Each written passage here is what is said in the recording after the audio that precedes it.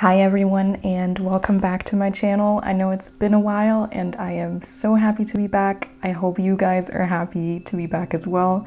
And thank you so much to everyone who joined the Soul Tribe on Discord up until now, and rejoined from Telegram as well. It's been such a joy to be able to connect with you all and talk to you all and journal together and just hang out and have a safe space for talking. If you have not yet joined the Discord channel that I've created, you can join with the link down below. And the Discord channel is also where I got today's inspiration from for this topic, because I got a question. And the question was that someone wanted to know why it's so incredibly difficult for them to listen to their intuition. They feel like they can't really hear their intuition, can't really follow it, and that makes it incredibly difficult to know which path in life to go down on. Even journaling is made more difficult because, as you guys know, I talk a lot about intuitive journaling and stream of consciousness journaling, and for that we have to be able to follow our intuition. So becoming self-aware and following a direction in life and following our joy in life and following our internal guidance system, that's what's incredibly difficult for this person. So today I wanted to give some thoughts on why it could be difficult to follow your intuition, or why it would be difficult for you to even figure out what your intuition is saying.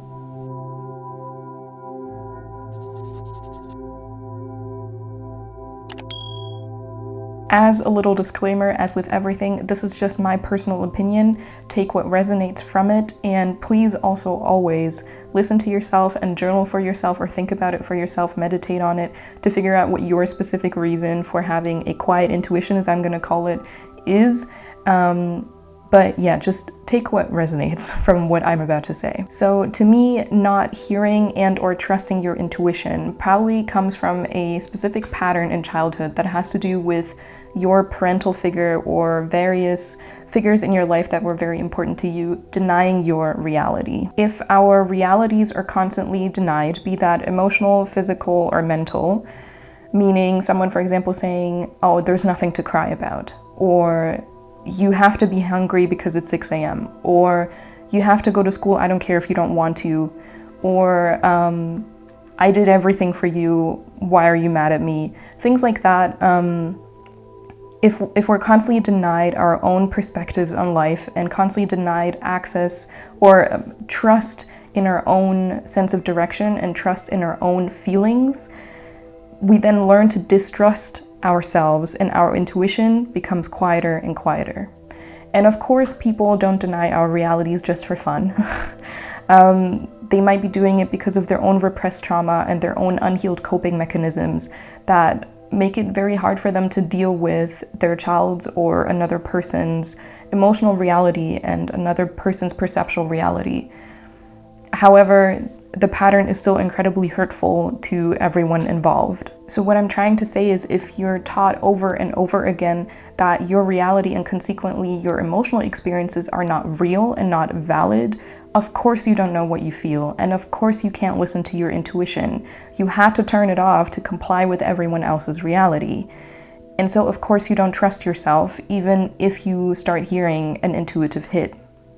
And if we distrust ourselves constantly, we start to also look out for other people's opinions and other people's guidance more than we start looking out for our own guidance. What might also be interesting to kind of think about is that we oftentimes take on patterns that our parental or guiding figures exerted over us.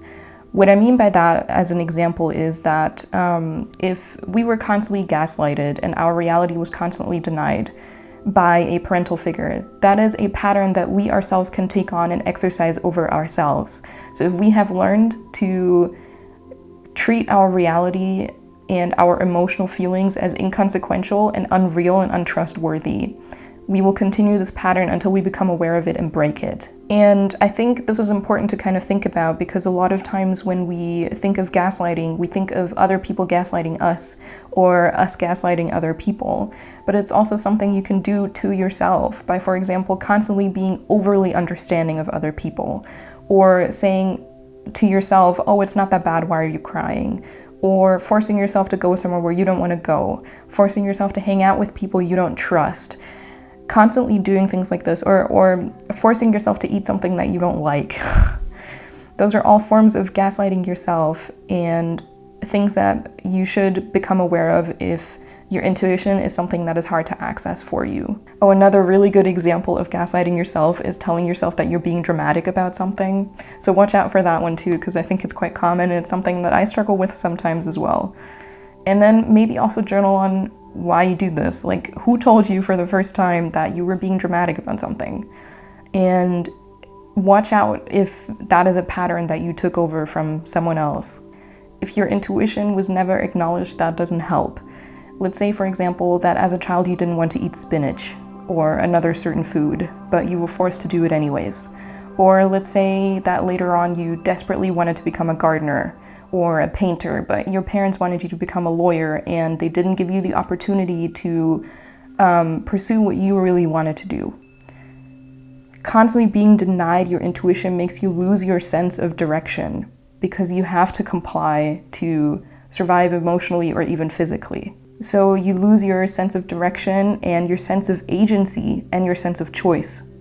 And never feeling like you actually have a choice, never feeling like you have your own personal agency and your own sense of direction, obviously that takes away a lot of personal power.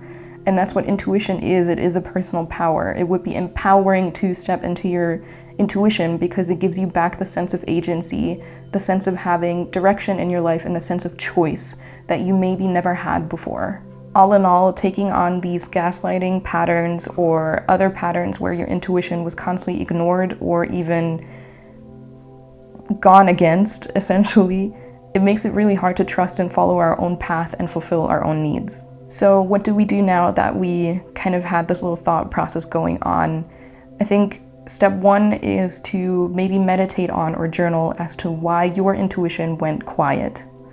That's something you can ask yourself, and that's already going to be like training a muscle. Constantly journaling and asking yourself these questions is like training a muscle where you learn to go through different layers of truth until you get to a truth that feels like it's the most bottom layer, which is your intuition. So just by asking yourself this question, you're already training to access this.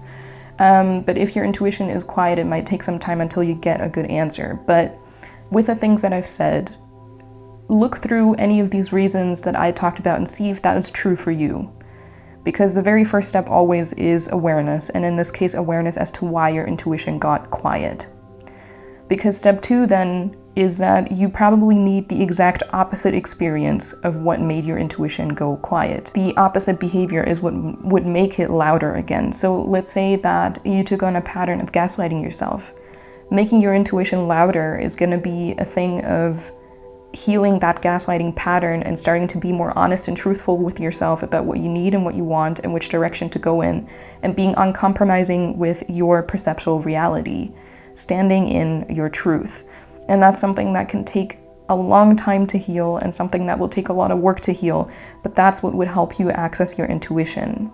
So think about, what does the opposite behavior or the opposite pattern look like for you? Are you surrounded by people, or are you the person that is constantly denying your own reality, for example? Or are you surrounded by people who have never listened to their own intuition and you took that on as a little pattern because you thought it was necessary to survive? Do you need to do the opposite of that?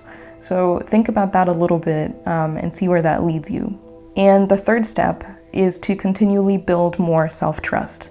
Because even if we do start hearing our intuition and we start following our gut feelings and following our emotional compass, it can be difficult to find the trust in ourselves to actually follow our inner guidance and our inner voice. So the question of how to build the self-trust is something that I will dedicate an entire video to, which I will upload next week. So there we can kind of continue the conversation on how to make your intuition louder by building a deeper sense of self-trust so that you can hear it and then also follow it.